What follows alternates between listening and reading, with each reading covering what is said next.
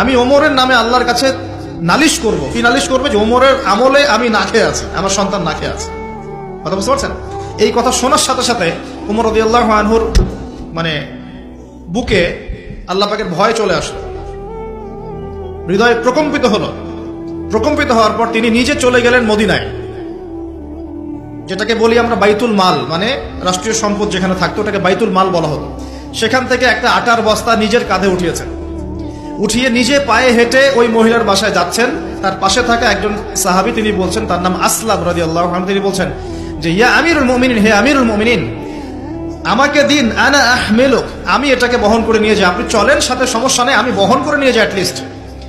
তখন উমর রাদিয়াল্লাহু আনহু বলছেন, দিলের কান দিয়ে শোনেন কথাগুলো, উমর রাদিয়াল্লাহু আনহু বলছেন, হাল আনতা তাহমিলু উযরি ইয়াউমাল কিয়ামা, তুমি কি কিয়ামতের মাঠে আমার পাপের বোঝা বহন করবে? সুবহানাল্লাহ, চিন্তা করে দেখ।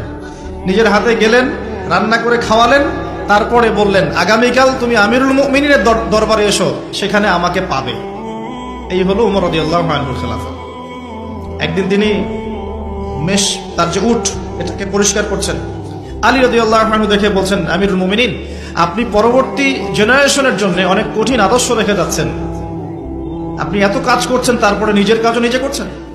তখন উমর রাদিয়াল্লাহু আনহু বলছেন, ওয়ালা তালুমুনি ইয়া আবুল হাসান, হে আবুল হাসান, আমাকে এভাবে বিব্রত করো না, কারণ আমি ভয় করি যে আমি যে অর্ধবিশ্ব শাসন করছি, তারপরে আমি ভয় করি যে আমার এই শাসনের আন্ডারে যদি একটা রাখালও না খেয়ে মারা যায়, আমি ভয় করি আল্লাহ এর জন্য আমাকে জবাবদিহি করাবে।